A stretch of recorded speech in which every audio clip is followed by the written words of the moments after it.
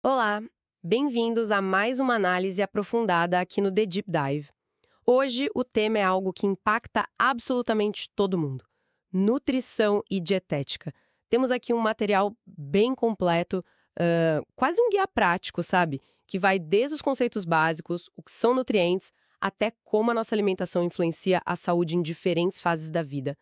E a nossa missão aqui é, como sempre, mergulhar nesse conteúdo, extrair o essencial para a gente entender melhor como que a gente come afeta nosso corpo, nosso bem-estar.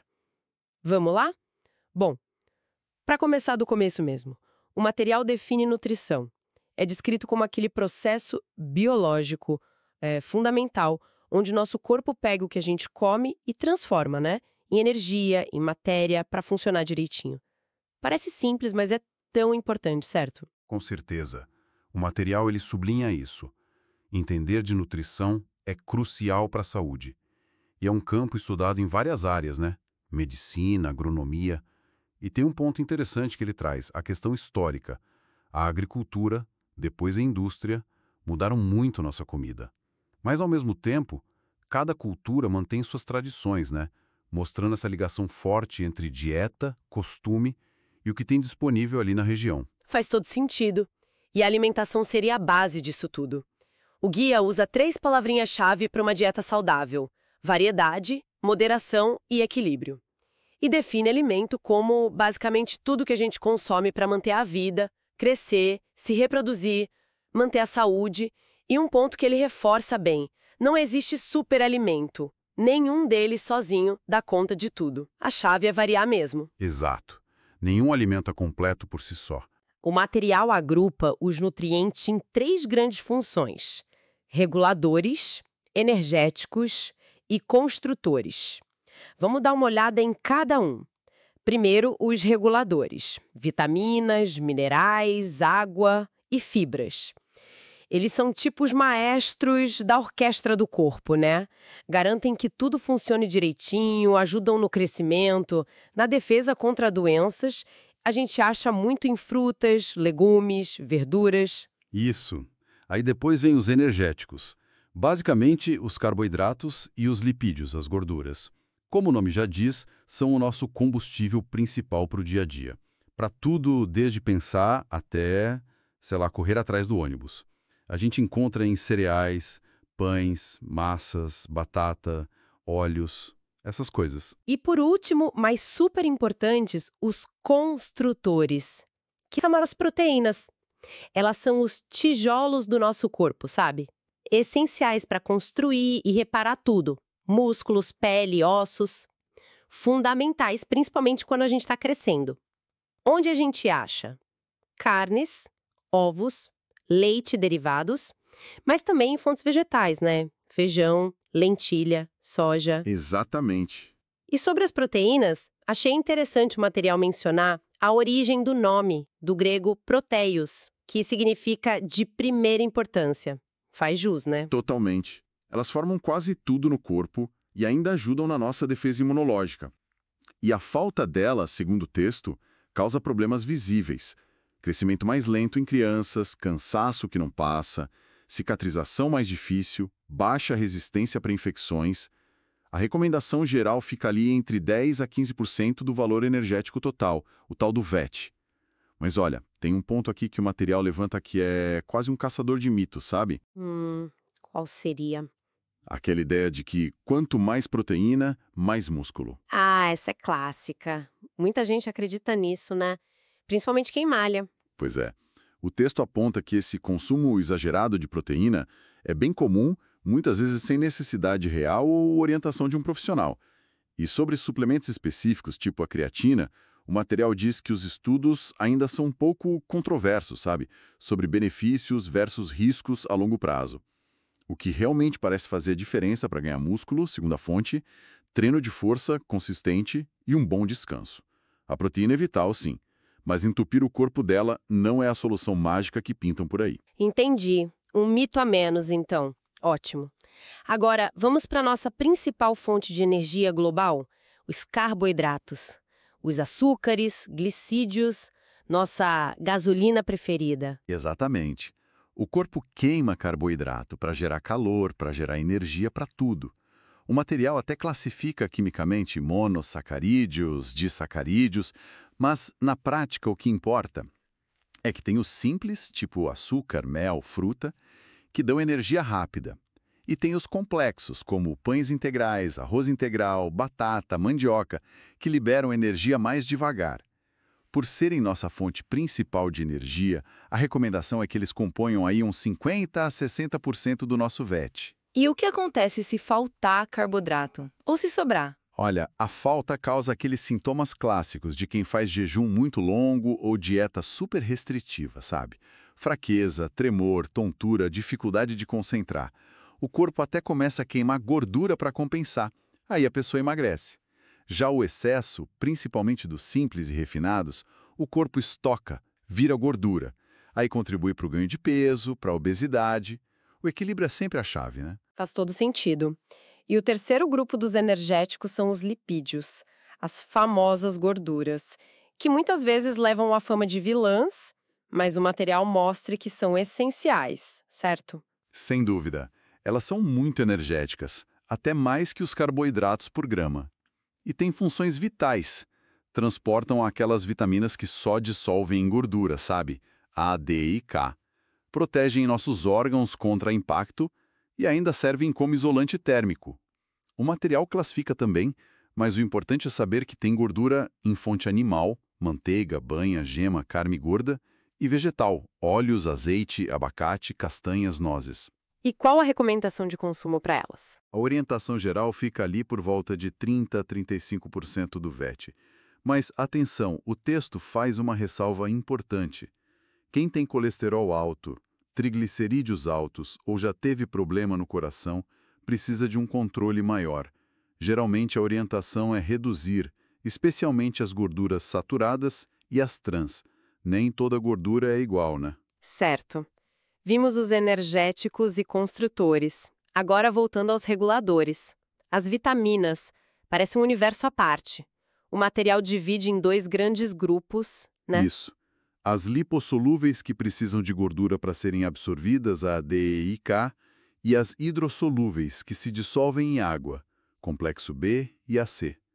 Essa diferença é importante para como o corpo usa e armazena elas. Vamos destacar algumas. A vitamina A, por exemplo. O material fala muito da visão. Lembro de ouvir que a falta dela causa cegueira noturna. É isso mesmo? É um dos exemplos mais clássicos, sim. A vitamina A, o retinol, é crucial para a gente enxergar no escuro e para a saúde da pele, das mucosas. A falta grave pode levar a cegueira noturna e até a problemas mais sérios nos olhos.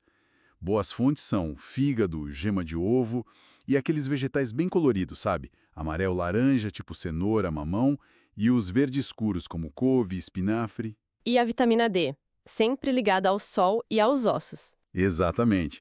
A vitamina D, o calciferol, é fundamental para a gente absorver cálcio e fósforo. Sem ela, não adianta muito consumir cálcio. Os ossos e dentes não ficam fortes. Além das fontes alimentares, gema, fígado, peixes gordos, o sol é super importante.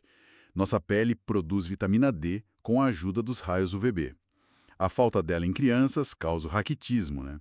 Aqueles ossos moles que podem deformar. E das que dissolvem em água? A vitamina C é super famosa. Todo mundo fala dela para a imunidade. Sim, o ácido ascórbico, a vitamina C, tem essa fama. Ajuda na resistência a infecções, é importante para as gengivas e um detalhe legal que o material cita, ela ajuda a absorver melhor o ferro que vem dos vegetais. Ah, que interessante. Fontes clássicas: laranja, limão, acerola, morango, kiwi, brócolis, tem bastante coisa. E o complexo B? Parece um monte de vitamina junta. É quase isso. São várias vitaminas B1, B2, B6, B12, ácido fólico, niacina, que trabalham juntas em muitas funções do metabolismo, na saúde da pele, cabelo, nervos. Fontes comuns são carnes, ovos, grãos integrais, legumes. A B12, por exemplo, é um ponto de atenção para quem segue dieta vegetariana estrita, porque ela está quase só em alimentos de origem animal. Aí precisa suplementar ou consumir alimentos fortificados. Entendi. Além das vitaminas, temos os sais minerais. O material também divide eles? Sim, divide em macronutrientes que a gente precisa em maior quantidade, tipo cálcio, fósforo, sódio, potássio, cloro, magnésio e micronutrientes, que a gente precisa em quantidades bem pequenas, mas são igualmente vitais, tipo ferro, iodo, zinco, selênio, cobre. Cálcio e ossos é uma dupla famosa. E o ferro? O material dá alguma dica específica sobre ele? Dá sim. O ferro é crucial para formar a hemoglobina do sangue, que leva oxigênio para todo o corpo. A falta dele causa a anemia ferropriva, aquela que dá cansaço, palidez. Fontes importantes são fígado, carne vermelha, gema de ovo e leguminosas como feijão e lentilha. E o texto traz dicas práticas bem úteis. Olha só. O ferro da carne, M, é absorvido mais fácil que o dos vegetais, não M. Ah, então comer feijão com laranja ajuda mesmo. Ajuda. Consumir algo rico em vitamina C, junto com a fonte vegetal de ferro, melhora a absorção. E outra dica: cuidado com refrigerante tipo cola na refeição, porque ele pode atrapalhar a absorção do ferro. Boas dicas. E o iodo? Lembro da história do sal iodado? Exato. O iodo é essencial para a tireoide funcionar bem, produzir os hormônios que regulam o nosso metabolismo. A falta dele causa o bócio, aquele papo no pescoço. A iodação do sal de cozinha foi uma medida de saúde pública super importante para prevenir isso. Frutos do mar também são ricos em iodo. E para fechar os reguladores, as fibras. Elas não são absorvidas, mas são essenciais, né? Fundamentais. Elas não dão nutriente direto, mas são cruciais para a saúde do intestino. Ajudam a formar o bolo fecal, previnem prisão de ventre, dão saciedade, o que ajuda no controle de peso, e podem ajudar a controlar o colesterol e o açúcar no sangue. A gente encontra em frutas com casca, verduras, legumes, grãos integrais, aveia, sementes como chia e linhaça. Ok, são muitos nutrientes. Como é que a gente organiza isso tudo na prática? A pirâmide alimentar entra aí para ajudar? Entra como um guia visual. Mas o material faz uma distinção bem interessante. Existia uma pirâmide mais antiga, lá dos anos 90, que botava todos os carboidratos na base, pão, massa, arroz e as gorduras lá no topo, quase como vilãs. Essa visão mudou bastante, sabe? Mudou como? O que tem de diferente na nova? A pirâmide nova, ou funcional que o material descreve, é mais sofisticada. A base dela, olha que interessante, não é um grupo de alimento. A base é controle de peso e atividade física regular. Nossa, que mudança de paradigma. Total. Aí, logo acima, vem os grãos integrais e as gorduras boas, óleos vegetais, azeite e castanhas. Depois, frutas e vegetais, em abundância. Subindo, tem as leguminosas, feijão, lentilha. Mais acima, peixes, aves e ovos. Perto do topo ficam os laticínios ou outras fontes de cálcio. E lá no topo mesmo, para consumir com moderação, aí sim ficam os grãos refinados, pão branco, arroz branco, doces, carne vermelha, manteiga. Bem mais detalhada. Separa os tipos de carboidratos, de gorduras, valoriza o exercício. Exatamente. Reconhece que nem todo carboidrato é igual, nem toda gordura é ruim. Mas esse é o ponto crucial que o texto reforça. A pirâmide é um guia geral. O planejamento alimentar ideal é sempre individualizado.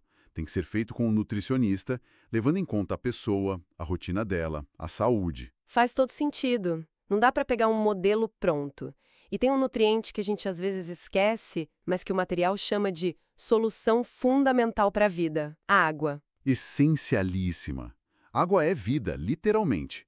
Cerca de 70% do nosso peso é água. A maior parte está dentro das células, o tal do LIC, líquido intracelular. O resto está fora, no sangue, na linfa, o LEC, líquido extracelular. E essa proporção muda, né? Criança tem mais água, até 80%. Por isso desidrata muito mais fácil. Já os idosos têm menos, 40% a 50%, e ainda sentem menos sede. Um perigo. E a obesidade também influencia. Influencia. Quem tem mais gordura corporal, proporcionalmente tem menos água. Tudo isso mostra como o equilíbrio da água no corpo é delicado. O que nos leva direto ao perigo da desidratação. Quais são os sinais para a gente ficar alerta? O corpo avisa. Começa com sede, boca seca, aí pode vir pele seca, olho fundo, urina diminuindo e ficando mais escura, o coração batendo mais rápido, taquicardia, irritabilidade ou muita sonolência. Em casos graves, a pressão pode cair, a pessoa pode entrar em choque. As causas mais comuns são calor demais, diarreia, vômito, febre alta. E a prevenção é simples, né?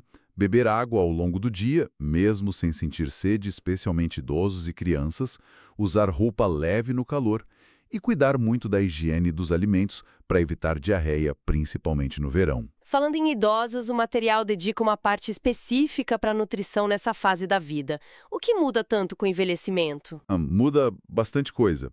O paladar e o olfato podem diminuir, aí a comida perde um pouco a graça, sabe? A digestão fica mais lenta, o metabolismo também desacelera. Isso tudo pode levar a comer menos e ter risco de faltar nutriente importante, tipo vitamina B12, ácido fólico, ferro. Por outro lado, se a pessoa continua comendo a mesma quantidade da vida adulta, com o metabolismo mais lento, o risco é ganhar peso.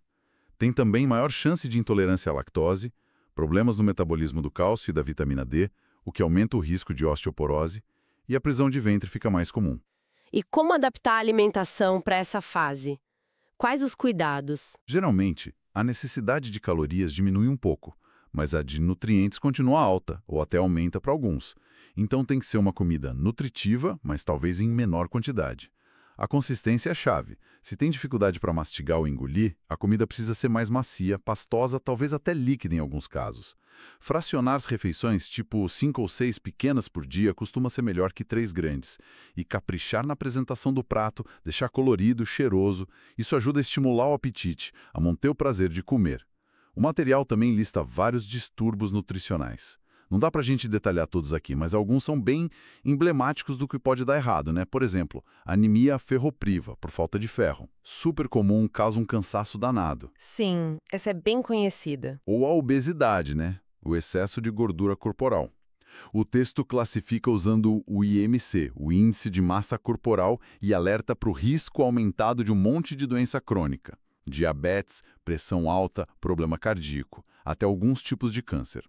O tratamento envolve mudar a alimentação e incluir atividade física. E aquelas doenças com nomes que parecem mais antigos, tipo raquitismo, escorbuto, ainda existem? Existem, embora mais raras em alguns lugares graças à melhoria da alimentação e saúde pública.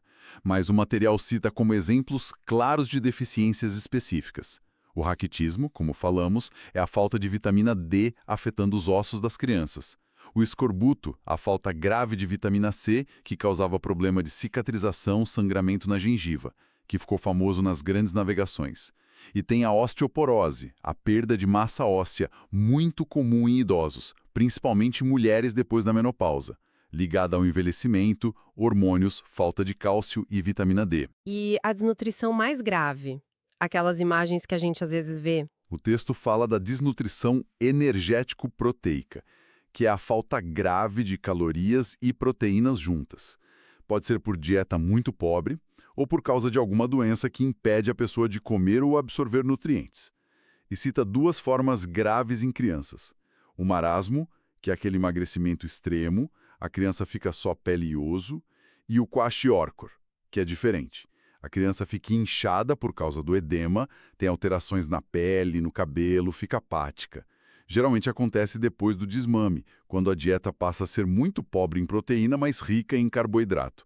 São quadros muito sérios. Nossa. E até cárie dentária entra na lista de distúrbios ligados à nutrição? E entra sim. A cárie é uma doença complexa, depende da bactéria, do dente da pessoa, do tempo e do que ela come. Especialmente açúcares e carboidratos que fermentam na boca. O material até diferencia alimentos que causam cárie, cariogênicos tipo doce, os que não causam, cariostáticos tipo queijo, e os que podem até proteger, anticariogênicos como o adoçante xilitol.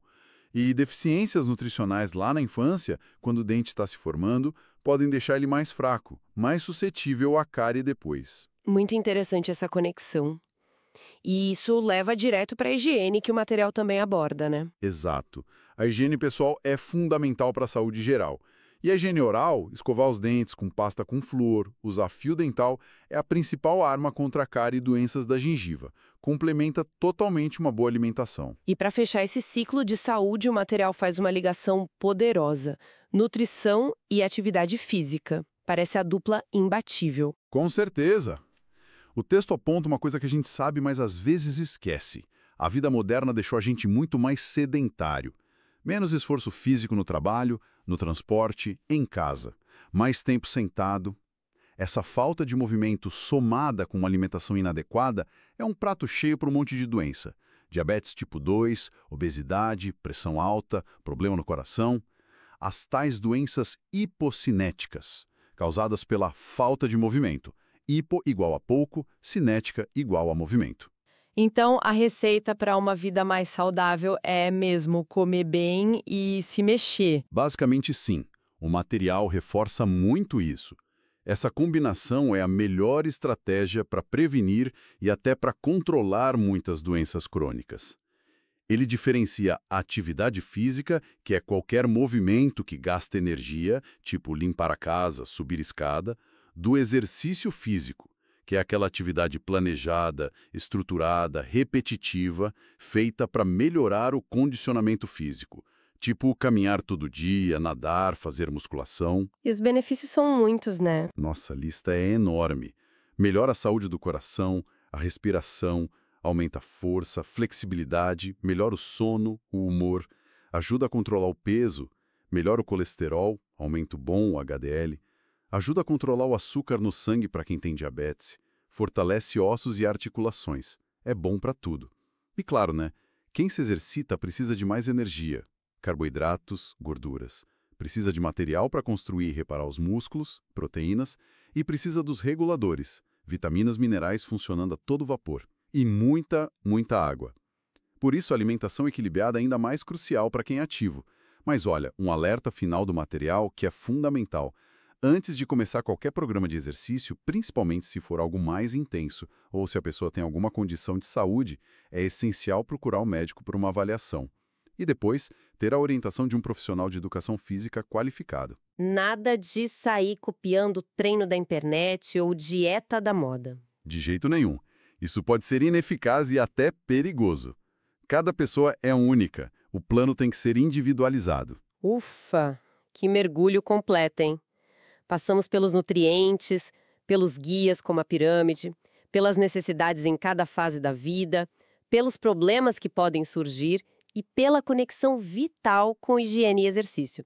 Olhando para tudo isso que a gente conversou, qual seria a grande mensagem que fica? Olha, eu acho que a mensagem central que esse material traz é que a gente tem ferramentas muito poderosas nas nossas mãos para cuidar da nossa saúde.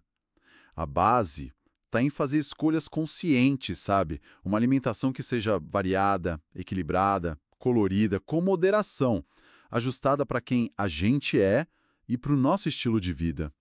E, crucialmente, combina isso com o hábito de mexer o corpo regularmente, de forma segura e com orientação. Não é sobre buscar dietas milagrosas ou restrições malucas, mas sim sobre construir hábitos que sejam sustentáveis e que promovam o bem-estar de verdade, para o corpo e para a mente, a longo prazo. Totalmente. E pensando um pouquinho além do que o material trouxe, ele mencionou lá no comecinho como a cultura e o que está disponível localmente moldam as dietas pelo mundo.